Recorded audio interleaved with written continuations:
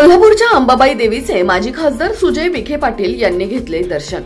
दरवर्षीप्रमाणे यावर्षी देखील करवीर निवासींनी अंबाबाईचे दर्शन घेतलं। राज्यात सर्वांना सुख शांती आणि आरोग्यदायी जीवन लाभो असे देवीकडे साकडे घातले। महायुती बळकट राहो अशी देवीचरणी प्रार्थना। मराठा आरक्षणासंदर्भातलं सर्व श्रेय हे संपूर्ण समाज आणि मुख्यमंत्री यांचं आहे। राधाकृष्ण विखे पाटील हे केवळ निमित्त ठरले आहेत। आणखी काय म्हणाले सुजय विखे पाटील पाहुयात।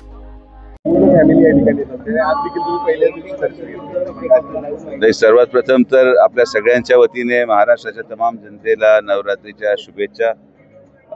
महालक्ष्मी मातेची प्रचंड कृपा आमच्या विखे पाटील परिवारावर राहिलेली आहे आणि मला आज पहिल्याच दिवशी माझ्या मित्र आणि इथले खासदार धैर्यशील माने यांच्यावर इथे येण्याचा योग आला। उद्या वडील देखील येतील। तर ही एक परंपरा आहे जी आम्ही दरवर्षी जपतोय आणि अनेक वर्षापासून जपत आलेलो आहोत।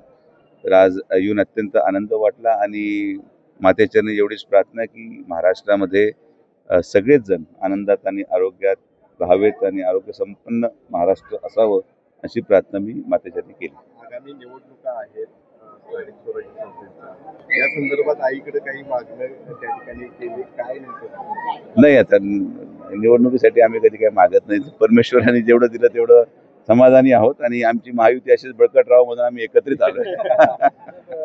मराठा आरक्षणाच्या संदर्भात विखे पाटील साहेबांची भूमिका जी आहे त्यावेळी निर्णायक ठरणार आहे। कशा पद्धतीने विखे पाटील साहेब काम करतायत नाही, हा एकट्या कुठल्याही व्यक्तीचं श्रेय नाही।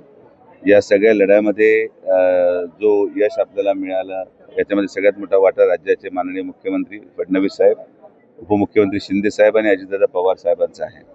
शेवटी सरकार म्हणून आपण निर्णय घेतो आणि कुणीतरी माध्यम असतं आणि म्हणून त्यांचं माध्यम माननीय विखे पाटील साहेबांच्या प्रयत्नातून या सगळ्यांच्या आशीर्वादाने आपण त्याच्यामध्ये यशस्वी झालो। उच्च न्यायालयामध्ये देखील याचिका फेटाळली गेली आणि आता माझी अशीच अपेक्षा आहे की अनेक वर्षापासून जे काही प्रलंबित प्रश्न असतील मराठा समाजाचे ते लवकरात लवकर मार्गी लागावेत, न्यायालयामध्ये पुढे जाऊन ते अटकू नये हाच प्रयत्न सगळ्यांचा आहे आणि मला पूर्णपणे विश्वास आहे की महालक्ष्मी माते कृपेने सगळं काही व्यवस्थित होईल। गेल्या काही दिवसापासून गोपीचंद पडळकर यांनी जे काही वक्तव्य केलं त्यावर वाद निर्माण झालेला आहे। कसं बघता तुम्ही या वक्तव्याचा? नाही, आता माननीय पडळकर साहेब हे ज्येष्ठ आमदार आहेत, माननीय मुख्यमंत्री महोदय त्यांच्याशी बोललेले आहेत। परवा देखील आमदार रोहित पवारांचा काही व्हिडिओ समोर आला। मला असं वाटतं की अधिकारी वर्ग हा सेवेसाठी असतो आणि आपल्याला काही अडचणी असतील तर एक व्यवस्थित त्यांना समजून सांगून आपल्याला पुढे जावं लागेल। अशा पद्धतीने लोकतांत्रिक प्रक्रिया आणि लोक स्वातंत्र्याचे सगळेच कोणत्याही पक्षाचा व्यक्ती अशा प्रकारे वापर करत असतील तर ते चुकीचं आहे आणि मुख्यमंत्री समर्थ आहे या सगळ्या गोष्टींना सांभाळायला। तर यावर मी काही फार जास्त बोलणं उचित राहणार नाही। भारत आणि पाकिस्तान मॅच वादग्रस्त झाली होती। काल देखील एक फोटो असा समोर आलेला आहे ज्यामध्ये एक फलंदाज आपलं बॅट अगदी बंदुकीप्रमाणे पकडतो आणि त्या ठिकाणी सेलिब्रेशन पकडतो आणि ते एखादी सेलिब्रेशन त्या ठिकाणी होताना दिसलं। जो विरोध त्या ठिकाणी पाहायला मिळत होता त्या विरोधाकडे कसं बघताय आणि आता हे सेलिब्रेशन कडे तुम्ही कसं बघताय?